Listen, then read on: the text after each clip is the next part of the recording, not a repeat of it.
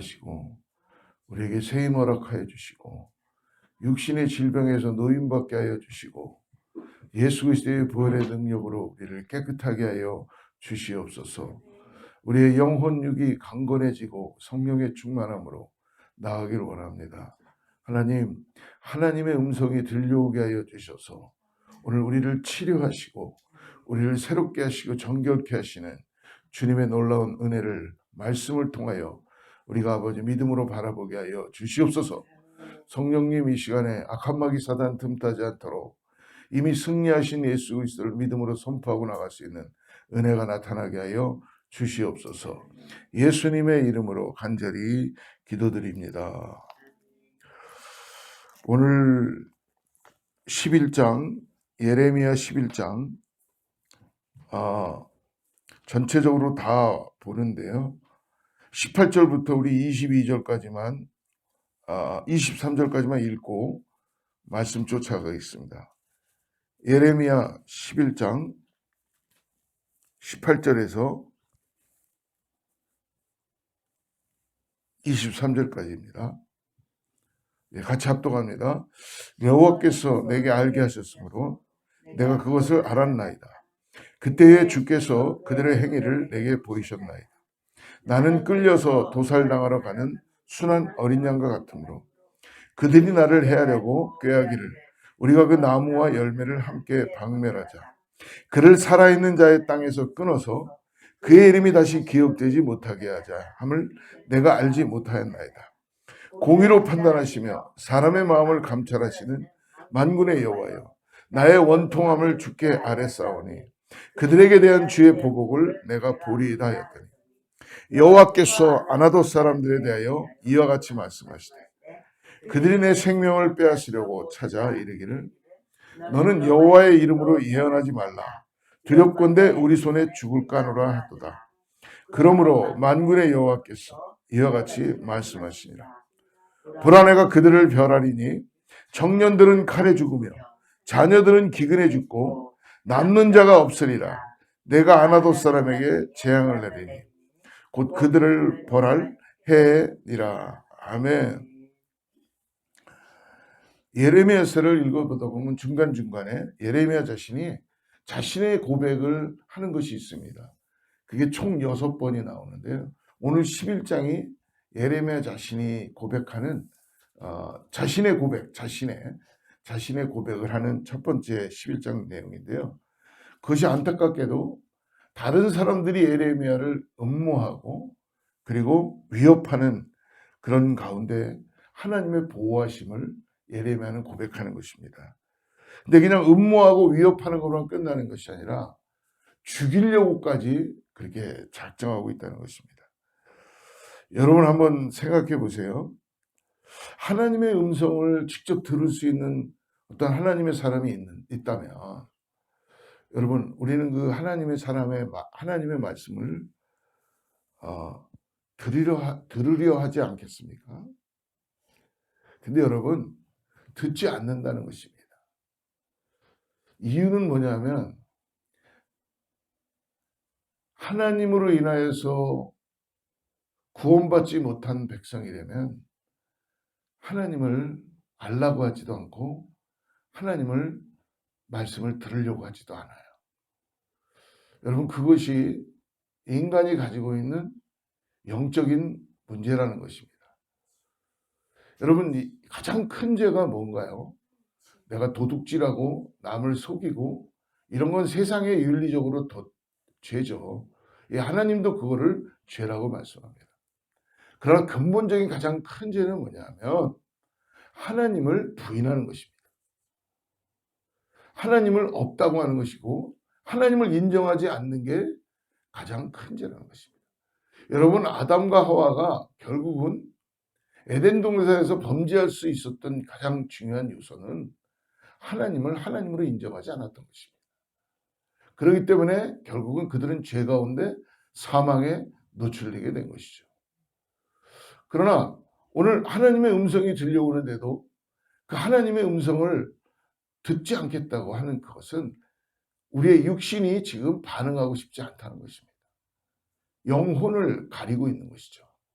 그 이유가 뭐냐면 오늘 11장에는 말 그대로 하나님의 음성이 들려오는데 이 하나님의 음성을 전하는 예레미야의 하나님의 말씀 앞에 듣지 않겠다는 것입니다. 귀를 닫아버리고 그를 대래 모함하고 위협하고 핍박하고 있어요. 그 이유가 뭡니까?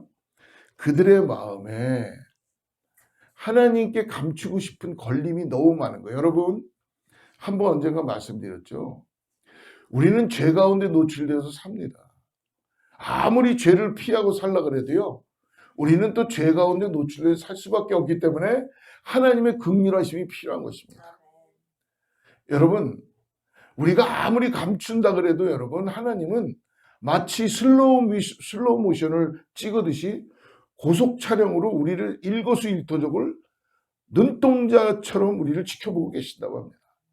유럽에 가보면요, 요즘 각 코너마다 그 감시 카메라가 각 지역마다 코너마다 길거리마다 있다는 거예요. 워낙에 범죄가 많으니까요. 그래서 지금은 유럽이나 이런 나라 가면 이 감시 카메라의 그 일이 전 지역을 다 덮고 있을 정도입니다.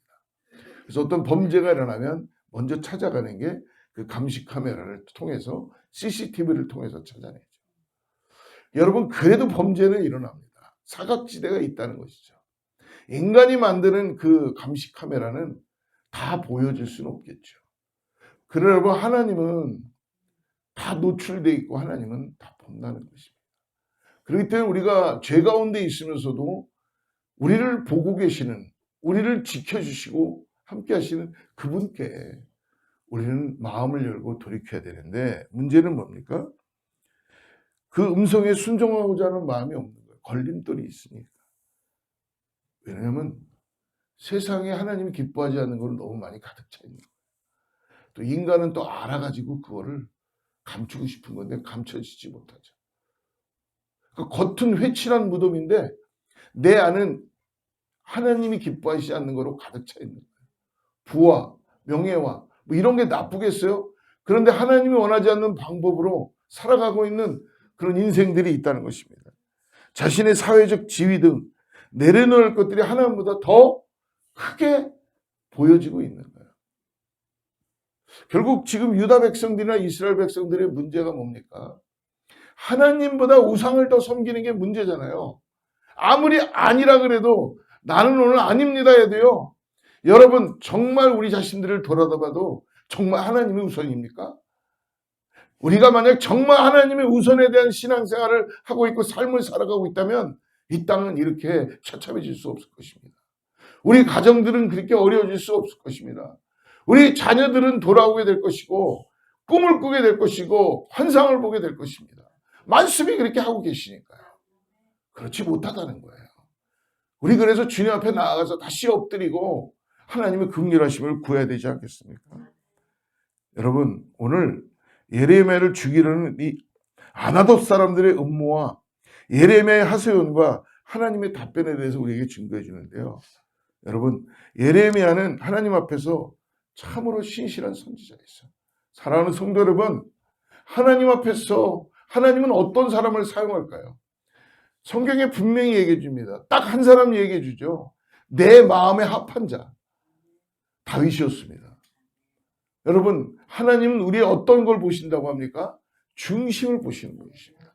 중심을 본다고 해서 내가 항상 하나님께 잘하고 좋은 모습으로 보여야지 라는 어떤 것보다도 내가 질그릇이라는 걸 깨닫는 거예요. 다른 거 없어요. 여러분, 우리가 얼마나 잘해야 얼마나 잘할 수 있겠어요? 하나님 앞에 내놓을 게 얼마나 많이 있겠어요? 질그릇이라는 그 자체를 깨닫는 순간 여러분, 우리가 깨지기 시작하고 하나님의 은혜가 보이기 시작하며 하나님의 긍휼하심이 있음으로 인해서 오늘도 하나님의 말씀을 따라서 살아가겠다는 순종이 나타나지 않겠어요? 그런데 여러분, 아무리 하나님의 말씀이 들려와도 귀를 막고 마음을 틀고, 왜? 내가 하고자 하는 나의 욕심과 내가 하고자 하는 이 육신의 생각들이 너무나 크니까 그 일들을 지금 해서 달려가고 있는 것입니다. 오늘 예레미야는 그러므로 오늘 19절 말씀을 보십시오. 나는 끌려서 도살당하러 가는 순한 어린 양과 같으므로 예레미야 자신을 지금 얘기하는 거예요. 그들이 나를 해하려고 꾀하기를 우리가 그 나무와 열매를 함께 박멸하자. 그를 살아있는 자의 땅에서 끊어서 그의 이름이 다시 기억되지 못하게 하자 함을 내가 알지 못하였나이다. 여러분, 예레미야 시대 때 들렸던 하나님의 말씀이라고 여러분, 그냥 전설 따라 스토리네 라고 듣지 마시길 바랍니다. 오늘 하나님께서 우리들에게 말씀해 주시는 것이라고 믿으시길 바랍니다. 사람들이 예레미야를 단지 말씀을 전하지 못하게 하거나 저를 그냥 더 이상 하나님의 말씀을 전하지 못하게 하자라고 스탑시키자는 것이 그것이 아닙니다. 뭔가 그냥 협박이나 물리적인 힘을 가하자는 것만이 아닙니다. 인간은 어디까지 사악해집니까? 예레미야를 괴롭혔던 아나돗 사람들은요, 누구였습니까? 바로 예레미야의 고향 땅에 있었던 제사장들이었어요. 종교적인 제사장들, 하나님의 일을 잘한다는, 제사를 지내고 백성들을 거느리고 그 하나님 앞으로 인도해야 되는 제사장들이었습니다. 하나님을 믿으며 섬기는 제사장들조차도 하나님 앞에 감히 그들이 눈과 마음을 속일 수 있다고 생각해서 하나님의 음성이 들려오는데도 듣지 않겠다는 것입니다. 여러분, 우리도 때때로 이럴 때 있지 않습니까? 너무 우리 자신들이 너무 강해서. 근데 감사하게도 하나님은 우리를 무릎 꿇게 하고 다시 돌이키게 하고 회개하게 하시는 하나님의 은혜가 있지 않습니까? 이들은 그러나 예레미야가 자꾸 자기들의 마음에 마치 송곳처럼, 마치 하나님의 말씀이 우리의 삶에 박혀오니까 어떻게 해요? 양심의 화인을 막았듯이 계속 회개하라고 들어오는데 그걸 거부하는 거죠.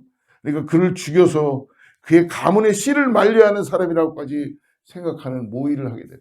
여러분, 사람이 하나님 앞에 어게인스트 하기 시작하면요, 무섭습니다. 그래서 우리는 하나님을 의지하고 나가야 돼요.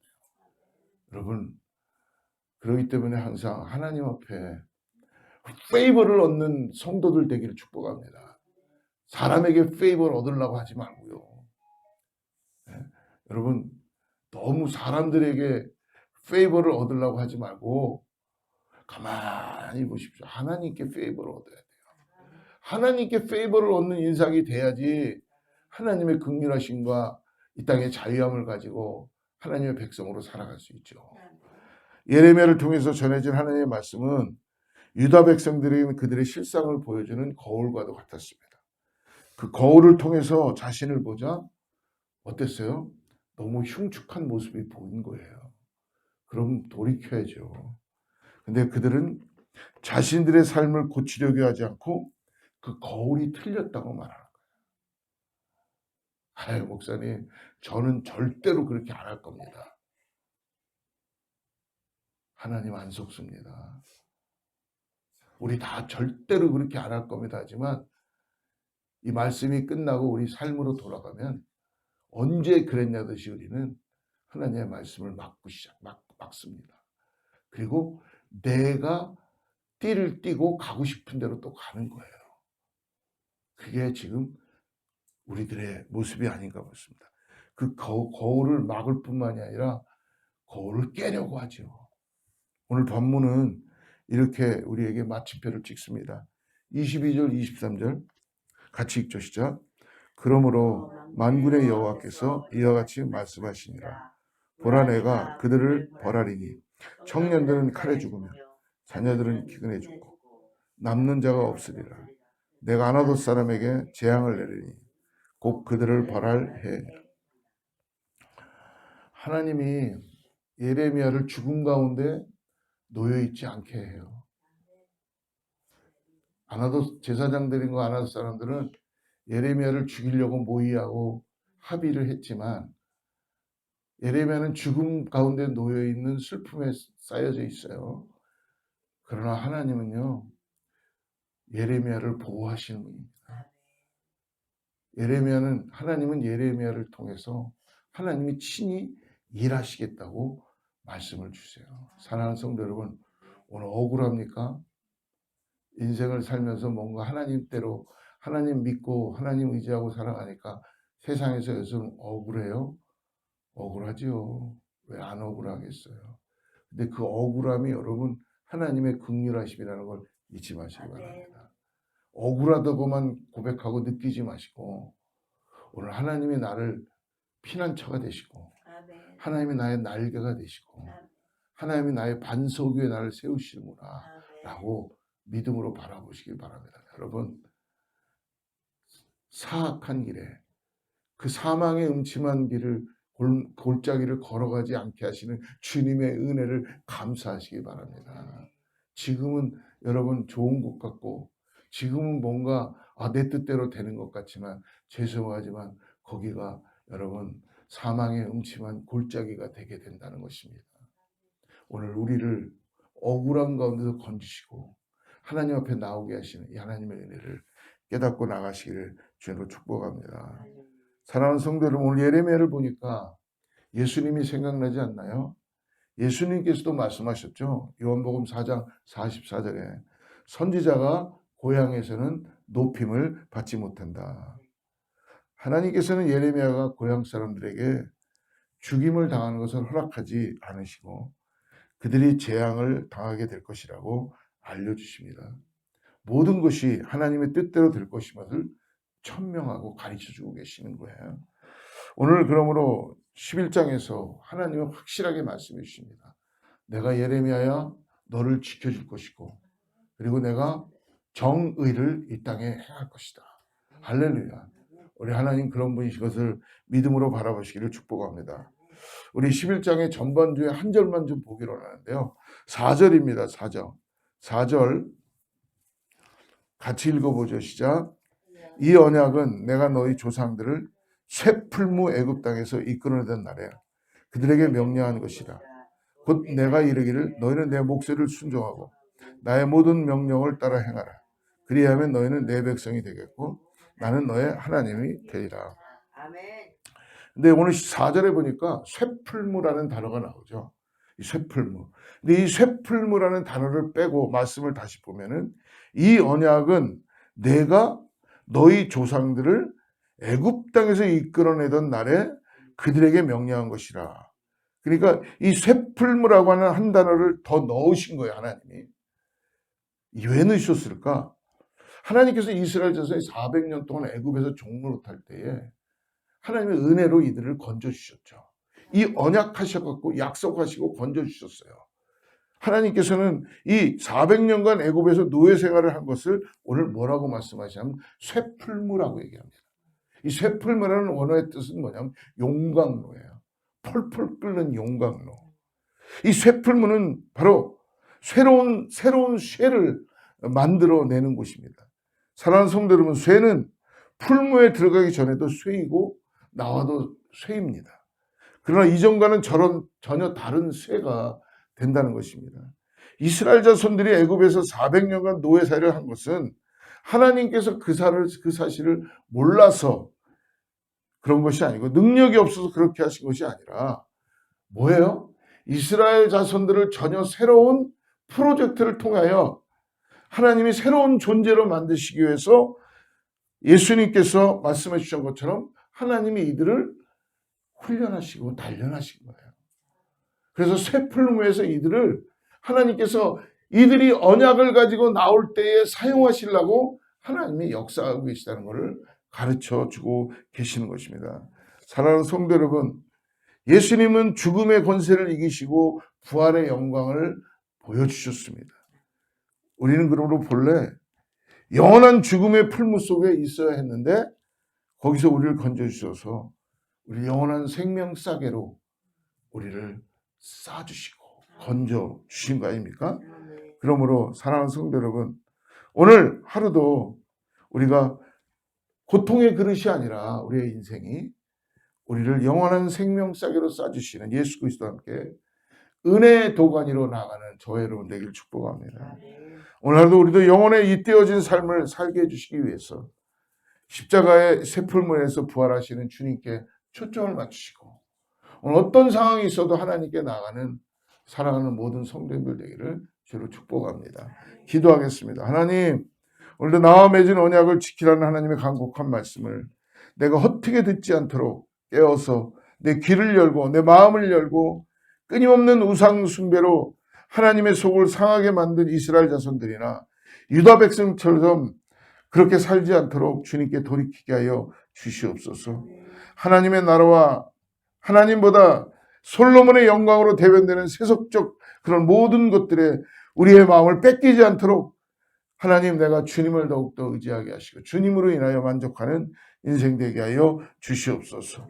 아버지, 우리의 인생에 쇠풀무처럼 보이는 것들로 인해서 고난과 고통과 고달픔이 있을지라도 그것은 우리를 죽음의 쇠풀무에서 건져주신 하나님께서 우리를 이전과는 전혀 다른 존재로 만들어 가시는 과정임을 깨닫게 하여 주셔서 오늘도 나를 건지시고 나를 오늘도 생명사계로 싸매시며 영원한 은혜의 도가니로 날 인도해 가시는 예수 그리스도를 믿음으로 바라보고 오늘도 보배 되시는 주님의 통해서 하나님의 영광을 위하여 살아가는 우리 모든 성도님들 다 되게 하여 주시옵소서.